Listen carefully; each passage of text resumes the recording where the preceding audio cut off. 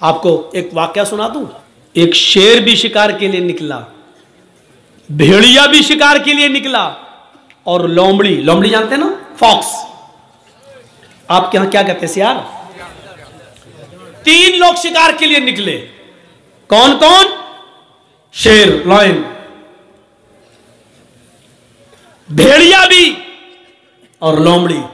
3 लोग शिकार करने निकले और तीनों ने एक एक जानवर का शिकार कर लिया। तीनों ने शिकार कर लिया।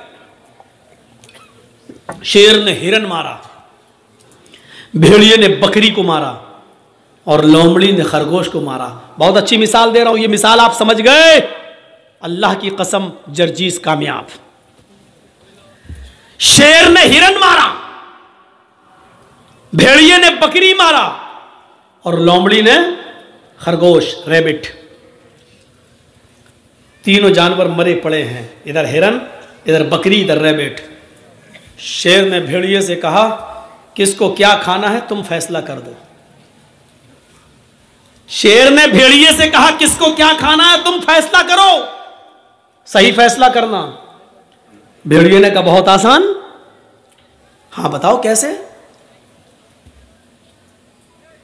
भेड़िए ने कहा, अरे राजा, किंग, हिरन आप खा लीजिए, बकरी मैं ले लेता हूं, और रैबिट जो खरगोश है वो लोमड़ी को दे दीजिए। 3 जानवर और 3 ही खाने वाले। आप बड़े हैं, हिरन ले लीजिए, हम बकरी ले लेते हैं, लोमड़ी को खरगोश, रैबिट दे देते हैं। शेर ने कहा, इतना बुरा फैसला। इधर मारा एक पंजा, भेड़िए की गर्दन गायब, मर गया वो। भेड़िए साहब मर गए। उसने कहा, कमबख्त फैसला करना नहीं जानता, इतना बुरा फैसला किया। लोमड़ी से कहा, तुम फैसला करो। लोमड़ी से कहा कि तुम फैसला करो। लोमड़ी कहती, बहुत आसान। कहा क्या? कहा साहब, हिरन आप सुबह नाश्ते में खा लीजिए और बकरी आप शाम को खा लीजिए। अब बच्चा खरगोश, तो मुंह का जायका बदलने के लिए उसको दोपहर में खा लीजिएगा। तीनों जानवर आपके, सुबह हिरन खा लीजिए, शाम को बकरी, और मुंह का टेस्ट बदलने के लिए खरगोश को दोपहर में। शेर ने कहा, वाह वाह लोमड़ी, कितना अच्छा फैसला किया। इतना अच्छा फैसला करना तुझे किसने सिखाया? उसने कहा, इस भेड़िए ने। कौन कहता कि बंगाल वाले नहीं समझते? माशाल्लाह समझ रहे हैं मेरी बात, समझ रहे हैं ना। उर्दू बोलने वालों में पूरे इंडिया में मुझी को बुलाया जाता है सबसे ज्यादा बंगाल में। क्यों? हम माइंड में घुसेड़ देते हैं बात, दिमाग में। मां बहनें भी समझ गई होंगी। देखा लोमड़ी ने कितनी अच्छी क्या कहा। उसने कहा, अगर हमने कुछ उल्टा सीधा फैसला किया तो अभी पंजा पड़ेगा और हम भी जाएंगे। तो उसने कितना अच्छा क्या कहा, अरे बहुत आसान। हिरन आप दिन में खा लीजिए सुबह, बकरी शाम को खा लीजिए, और दोपहर में मुंह का टेस्ट बदलने के लिए खरगोश दोपहर में खा लीजिए। शेर भी खुश हो गया, वाह वाह कितना अच्छा फैसला। शेर को भी समझिएगा, लोमड़ी को भी समझ लीजिएगा, और लोमड़ी की अक्लमंदी को भी समझ लीजिएगा। लोमड़ी की जान कैसे बची। आपको इस वक्त अपने आप को बचाना है। बिहार वालों ने थोड़ी सी गलती कर दी, भुगत रहे। बंगाल वालों, तुमने अक्लमंदी से काम किया। आज मौलवी जर्जीस आजादी के साथ घूम रहा है। अल्लाह करे कि यही अक्ल यूपी वालों को भी आ जाए। तो मेरे भाइयों सोचो, बहुत कुछ कह दिया। हो सकता है कल इंडिया टीवी वाला इसी को काट काट के दिखाए, लेकिन दिखाएगा कब? जब ये यूट्यूबर अपने चैनलों पे देंगे तब। अगर ये नहीं देंगे तो अल्लाह की कसम नहीं दिखाएगा। लेकिन इन कमीनों की वजह से हम बहुत परेशान हैं। सच बताता हूं कि मुझे सबसे ज्यादा मेरे ऊपर केस और मुकदमे इन चैनल वालों की वजह से, इनकी वजह से चले। अब इसको काटेंगे। शेर, मौलाना ने जालिम शेर कहा किसको? अब उसका नाम तक डाल देंगे उसमें। यह समझने की जरूरत है लोमड़ी की मसलहत की तरह तुम भी समझो मसलहत किस में है, क्या देना है क्या नहीं देना है। अपना चैनल मत चलाओ वरना हराम रोजी खाओगे तुम। वो मालूम है, वो तो हम पढ़ते हैं, लिस्ट बन रही है हमारी, कौन कौन क्या क्या दे रहा है, कौन कौन दे रहा है। एक दिन सब तकरीरें निकलवा देंगे, सब कहां से निकलती हैं कैसे निकलती हैं वो पूरा हमको भी लोमड़ी से बहुत कुछ सीखने को मिल गया है। हमने भी बहुत कुछ सीख लिया है। जब तक कंट्रोल कर रहे हैं, जब कंट्रोल से बाहर हो जाएगा, सब्र का भी एक पैमाना होता है, हमारे सब्र का ज्यादा फायदा ना उठाएं आप लोग। तो मेरे भाइयों सुनिए, फैसला भी कर दिया और क्या कहा, सुबह ये शाम को ये और खरगोश बीच में। वाह वाह वाह वाह, कितना अच्छा फैसला किया। फिर शेर क्या कहता है, लोमड़ी तुझे इतना अच्छा फैसला करता किसने सिखाया? उसने कहा भेड़िए ने। यानी भेड़िए ने ये फैसला न किया होता तो मुझे ये इबरत नहीं मिलती। तो आप एक देख रहे हैं ना, उसने पहले तो भेड़िए से कहा फैसला कर, तो भेड़िए ने हालांकि सही फैसला करा था। हिरन आपने मारा, हिरन आप खा लीजिए, बकरी मैंने मारी मैं खा लेता हूं, लोमड़ी ने खरगोश मारा, लोमड़ी खरगोश खा लेगी। लेकिन सही फैसला भी बादशाह को कबूल नहीं हुआ, हजम नहीं हुआ, मारा पंजा, कितना खराब फैसला। तो आप चाहे कितने अच्छे रहिए, चाहे कितना देशभक्त बने रहिए, इस भारत के लिए अपनी जान की कुर्बानी दे दीजिए, अगर सरहद पर कोई मुसलमान मारा जाएगा तो यही कहा जाएगा कि देखो देश का गद्दार तो नहीं था। बादशाह यही कहेगा हमें देखना पड़ेगा क्या है, वरना इस दौर के अंदर नचनियों को और कमर मटकाने वालियों को पद्मश्री अवार्ड मिल जाता है। जिन्होंने इतिहास की ई न पढ़ी हो उनको मिल जाता है, और जिन्होंने कोरोना काल के अंदर गरीबों के घर अनाज पहुंचाया, गल्ला पहुंचाया, सिलेंडर पहुंचाया, आज उनको कुछ नहीं मिलता। क्योंकि इस दौर में जीना है तो चापलूसी करना सीखो। तो मेरे भाइयों, लोमड़ी की तरह अक्लमंद बनो। आप हालात देख रहे हो, उस हालात से जायजा लो और फिर अपने आप को बचाना है तो लोमड़ी की तरह फैसला करो। ठीक है, लगा लो नारे, आएगा कभी दौर हमारा भी, और कहो इंशाअल्लाह। इंशाअल्लाह ये हमेशा नहीं रहता है। और राहत इंदौरी ने कहा था ना, आज तुम साहिबे मसनद हो कल नहीं रहोगे। जो आज साहिबे मसनद हैं वो कल नहीं होंगे। किराएदार है जाती मकान थोड़ी, किराएदार हैं जाती मकान थोड़ी है मेरे भाइयों। लेकिन जब तक तुम्हारा जुल्म और सितम चल रहा है, इसलिए हम ही को थोड़ा सा लोमड़ी की तरह अक्लमंदी से काम लेने की जरूरत है। इसलिए मेरे भाइयों, अक्लमंदी से काम लो। इस मिसाल से बहुत कुछ कह दिया मैंने। इस मिसाल के अंदर सब कुछ है, पूरे हालात जो बोलना चाहिए पूरे इसके अंदर मौजूद हैं। इसलिए मैंने कहा कि आप अपने अंदर ईमान की ताकत पैदा करिए मेरे भाइयों, बस ईमान पैदा करिए और बुनियाद से अपने रिश्ते को जोड़िए। आप जानते हैं ईमान की ताकत क्या है? आपको मालूम होगा, फिरौन जब मूसा अलैहिस्सलाम से तंग आ गया तो कहने लगा, मूसा अपनी फौज को लेके आ, मैं अपनी फौज को लेके आता हूं, आओ आज आमने सामने मुकाबला कर लेता हूं। इस वाक़े को जरूर सुन लीजिएगा मेरे भाइयों, इस वाक़े को जरूर सुनिएगा। मूसा अलैहिस्सलाम ने कहा ठीक है, तुम अपनी दलीलें पेश करो, हम अपनी दलीलें पेश करें। मूसा अलैहिस्सलाम जब सामने आ गए, फिरौन भी अपनी फौज को लाया। फिरौन के साथ उसके जादूगर थे। सुनिए, फिरौन के साथ कौन था? जादूगर। और मूसा अलैहिस्सलाम के पास कौन थे? चंद मुसलमान जो उनके ऊपर ईमान लाए थे।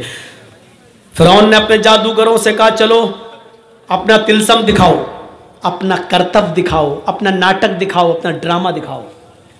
फिरौन के जादूगरों ने कहा, हम अपना जादू दिखाएंगे और ऐसा जादू दिखाएंगे जिससे मूसा डर जाएगा और मूसा की पूरी फौज डर के भाग जाएगी। फिरौन ने कहा कि आज मूसा को हारना चाहिए और मुझे जीतना चाहिए, तुम क्या दिखाओगे? तो फिरौन के जादूगरों ने, दो चीजें समझाऊंगा बस इस वाक़े से। फिरौन के जादूगरों ने कहा ठीक है, हम अपना जादू दिखाने वाले हैं जिससे मूसा और मूसा की पूरी फौज डर के भाग जाएगी, लेकिन हमारे लिए इनाम क्या होगा? कुरान देखिए क्या कहता है। जब फिरौन के जादूगरों ने फिरौन से कहा हम अपना जादू दिखाएंगे जिससे मूसा और मूसा की कौम हार जाएगी, लेकिन ये तो बताओ इन्ना लना लअजरन इन कुन्ना नहनुल गालिबीन, अगर हम जीत गए, हम गालिब आ गए, हम मूसा और मूसा की फौज को भगाने में कामयाब हो गए, तो हमारा इनाम क्या होगा, हमें आप क्या देंगे, इनाम क्या देंगे। मैंने कहा ना आप लोगों से थोड़ा सा रुक जाइए, इस वाक़े को सुन लीजिए, इसमें ईमान की ऐसी लज्जत मिलेगी आपको कि देखिए ईमान कहते क्या है और ईमान के बाद ताकत क्या आ जाती है, इसको समझ लो मेरे भाइयों। तो फिरौन ने कहा अच्छा इनाम चाहते हो, कहां, व इन्नकुम लमिनल मुकर्रबीन, अगर मूसा और मूसा के कौम के लोग भाग गए, तुम जीत गए, तो हम तुम्हें अपना मुकर्रब बना लेंगे, अपनी कैबिनेट में शामिल कर लेंगे, अपना मंत्री बना लेंगे, अपना वजीर बना लेंगे, तुम हमारे पास बैठोगे, हम तुमसे हुकूमत चलाने में मशवरे करेंगे, हम तुम्हें इनाम देंगे, तुम्हें अपना करीबी बना लेंगे। अब सोचो ममता दीदी का कितना करीबी था एक नंदीग्राम वाला, नाम नहीं लूंगा, तो अब देखो जब करीबी था तो क्या नहीं था उसको और क्या नहीं दिया मुख्यमंत्री ने उसको, लेकिन अब उसकी नजर और ऊपर पहुंच गई। कहते ना कि ज्यादा ऊपर जो देखता तो टोपी फिर नीचे गिर जाती है, तो जो सर पे है वो भी नहीं रहता है, जो थोड़ा बहुत होता है वो भी चला जाता है, तो इतना ऊंचा मत देखो। इसीलिए अल्लाह के नबी ने फरमाया अपने से ऊपर अमीरों की तरफ मत देखो, ला तंजुरू इला मन हुवा फौककुम, जो तुमसे ऊपर है उनकी तरफ मत देखो, वंजुरू इला मन अस्फला मिनकुम, उनकी तरफ देखो जो तुमसे नीचे हैं। जैसे एक आदमी बेचारा नंगे पैर जमीन पे चल रहा था और उसको शर्म आ रही थी, मेरे पास चप्पल नहीं है, पैर कभी क्या कहेंगे लोग चप्पल नहीं है, लेकिन अचानक उसकी नज़र एक अपाहिज के ऊपर पड़ती है जो दो पैरों से लंगड़ा है और बैसाखी पे चलता है। एकदम उसके दिमाग में आता है अरे मैं क्यों शर्माऊं, इस बेचारे के पास तो पैर भी नहीं है, कम से कम अल्लाह ने मुझे पैर तो दिए हैं, जूते नहीं दिए तो क्या हुआ, चप्पल नहीं दी तो क्या हुआ। जब उसने अपाहिज को देखा तो उसको इबरत मिल गई, इसलिए कहा अल्लाह ताला, अल्लाह के नबी ने, जो तुमसे नीचे उनकी तरफ देखो, जो ऊपर है उनकी तरफ न देखो, क्योंकि जब ऊपर है उनकी तरफ देखोगे तो उनसे भी ऊपर ये सोचो कि मैं इनसे भी आगे बढ़ जाऊं, नहीं, अपने से नीचे देखोगे तो तुम्हें अंजाम पता चलेगा कि दुनिया में ऐसे लोग भी मौजूद हैं। तो मेरे भाइयों फिरौन ने कहा कि हम तुम्हें अपना कैबिनेट में शामिल कर लेंगे, अपना मंत्री बना लेंगे, तुम्हारे पास किसी चीज की कमी नहीं होगी। उन्होंने सोचा जब हम फिरौन के करीबी बन जाएंगे तब तो मजे ही मजे हैं, मजे ही मजे हैं। तो उन्होंने क्या किया, मूसा अलैहिस्सलाम और उनकी फौज के सामने अपनी रस्सियां डाल दी, जादू दिखाने लगे, रस्सियां फेंक दी और वो रस्सी सांप बन के रेंगने लगी, सर्प सांप बन गई, ऐसे चलने लगी। वो सांप नहीं थे, वो सांप नहीं थे, लेकिन देखने वालों को सांप दिखाई दे रहा था। सांप, मूसा अलैहिस्सलाम डरने लगे, ऐसे ऐसे करने लगे, तो फौरन वही आई, अल्लाह ताला ने कहा ला तखफ या मूसा, मूसा डरो नहीं, जिनको तुम सांप समझ रहे हो वो सांप है नहीं, वो रस्सियां ही है, ये तिलस्म है, ये जादू है। तुम इस जादू को खत्म करना चाहते हो, इनके सांपों को मजा चखाना चाहते हो, तो हमने जो तुम्हें डंडा दिया, जो लाठी तुम्हारे पास है, जो आसा, इसको जमीन पर मारो, अन अलक़ि आसाक, मूसा जमीन पर अपनी लाठी मारो। मूसा अलैहिस्सलाम ने अपना डंडा, अपनी लाठी जमीन पर मारी और जैसी लाठी जमीन पर मारी वो क्या बन गया, अज़दहा, अज़दहा बन गया। उसने मुंह खोला, आ, और जैसी मुंह खोला, आ करके अंदर को सांस ली, बाहर को नहीं, अंदर को जो सांस ली तो जितने सांप थे उड़ते हुए गए, उसके मुंह में घुस गए और सबको खा गया। जादूगर यहीं से समझ गए फिरौन के, हमने जो दिखाया वो नकली माल था, फिरौन ने जो दिखाया वो ओरिजिनल था, हमने जो दिखाया वो ढोंग था, मूसा ने जो दिखाया वो ओरिजिनल था, फैक्ट, फेक नहीं, फैक्ट था, सच्चाई थी, ट्रू था, उसके अंदर सच्चाई थी। हमने जो दिखाया वो पोल खुल गई मेरी, मूसा ने जो दिखाया उसके अंदर, अगर हमने मूसा के मुकाबले में कुछ दिखाने की कोशिश की तो हम ही को मुंह की खानी पड़ेगी और हम ही जलील हो जाएंगे। इसका कोई तोड़ नहीं है, क्योंकि जादू का और हकीकत का कोई मुकाबला नहीं है। जब फिरौन के मानने वाले और दरबारियों ने उनने देखा कि हमारे सांपों को, हमारी रस्सियों को मूसा अलैहिस्सलाम के डंडे के द्वारा बने हुए अजदहे ने खा लिया है, तो उसी वक्त वो चीख पड़े और क्या कहने लगे मालूम है? उनकी जबान से क्या निकला? उनकी जबान से जो जुमले निकले वो जुमले ये थे, आमन्ना बिरब्बिल आलमीन रब्बि मूसा व हारून। हम अल्लाह रब्बुल आलमीन पर ईमान लाए, उस रब पर जो मूसा का रब है और जो हारून का रब है। समझ गए आप? अभी तक काफिर थे, लेकिन हकीकत देखने के बाद क्या हो गए? मोमिन। अब देखिए, ईमान ले आए। आमन्ना बिरब्बिल आलमीन, ईमान लाता हूं मैं रब्बुल आलमीन पर। किस रब पर? फिरौन भी तो अपने आप को रब कहता है, तो फौरन कहा नहीं, फिरौन के रब पर नहीं, हम ईमान लाए फिरौन पर नहीं, रब्बे मूसा व हारून, उस रब पर जो मूसा का भी रब है और जो हारून का भी रब है। गौर कीजिए इन जुमलों पर।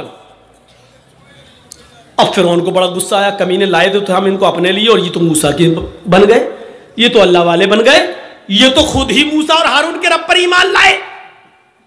अब गुस्सा नहीं आएगा? देश का चौकीदार किसी के ऊपर बहुत भरोसा करता हो और वो आदमी टूटकर एकदम दूसरी पार्टी में चला जाए तो कितना गुस्सा आएगा? हैं? बाद में बहाने करेंगे, लेकिन गुस्सा, लेकिन आंखों के सामने वही बैठे बैठे, वही खड़े खड़े फिरौन के सारे जादूगर ईमान लाए। और जब ईमान लाए तो फिरौन ने कहा तुमने ये क्या किया? तुम मूसा और हारून के रब पर ईमान लाए? इन्होंने कहा हां लाए, हमारी इजाजत के बगैर। कहा हां आपकी इजाजत के बगैर। अब क्या जरूरत है आपकी इजाजत की? जब हमने ओरिजिनलिटी देख ली, असलियत देख ली, सच्चाई देख ली, तो अब हमें क्या जरूरत है? फिरौन ने क्या जवाब दिया? अब सुनिए, जो चीज बताना है वो सुनिए। ईमान लाने के बाद अब इनके अंदर क्या ताकत आई? अभी जो फिरौन से मदद मांग रहे थे, क्या इनाम मिलेगा, अब वही फिरौन उनको धमकी दे रहा है। कुरान फिरौन की धमकी को नकल करता है। आए जादूगरों, मेरे साथ आने वालों, मूसा के रब पर और हारून के रब पर ईमान लाने वाले मेरे जादूगरों, जल्दी से लौटकर मेरे खेमे में आ जाओ, मेरी टोली में आ जाओ, मेरी पास वापस आ जाओ। अगर तुमने ऐसा न किया, अगर तुमने ऐसा न किया, लउक़त्तिअन्ना अयदियकुम वअरजुलकुम मिन खिलाफ सुम्मा लउसल्लिबन्नकुम अजमईन। कुरान क्या कहता है?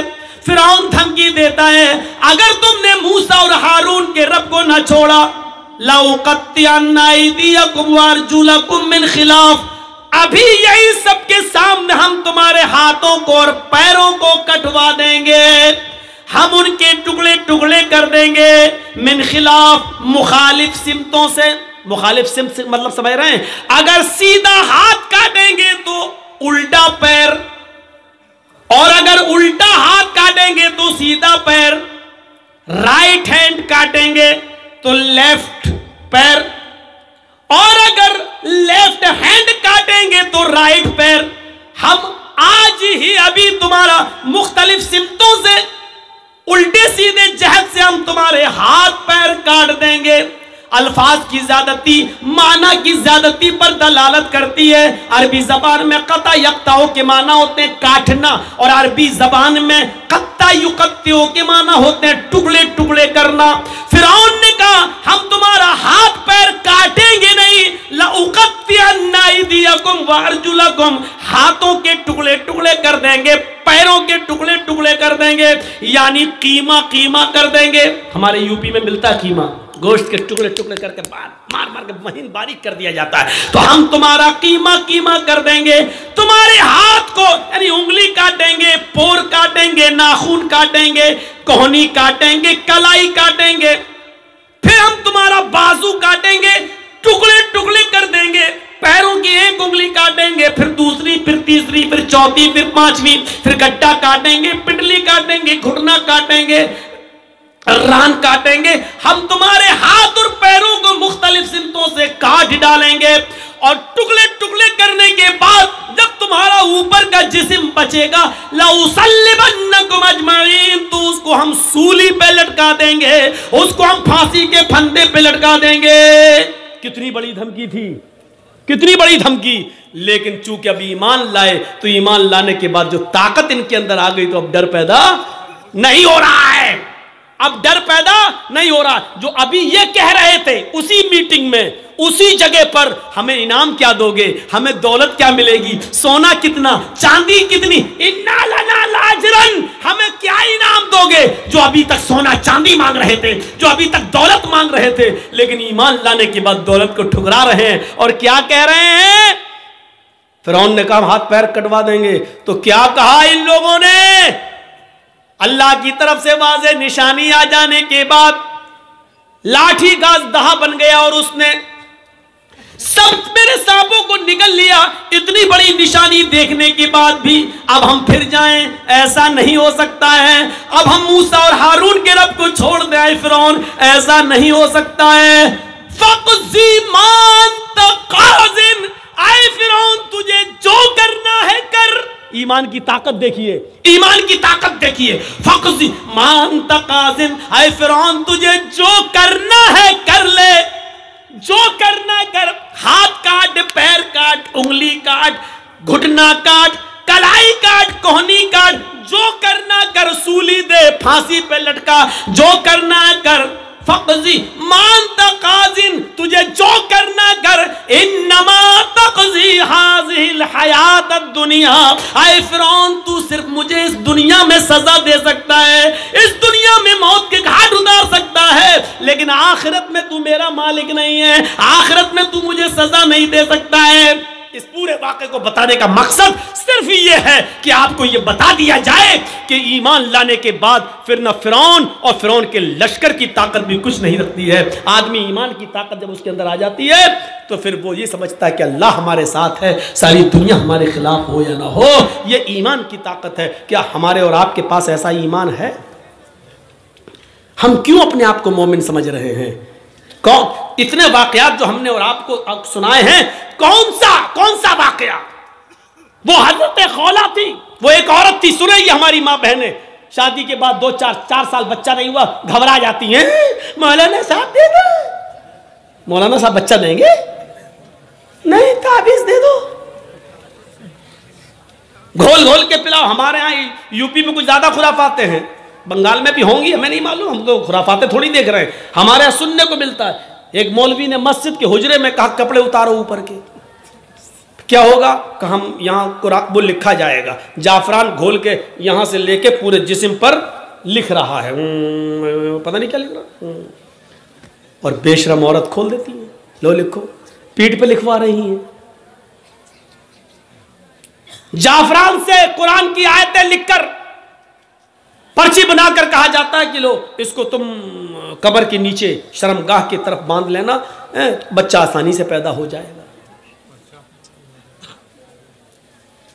ये सब सूरतें हो रही हैं।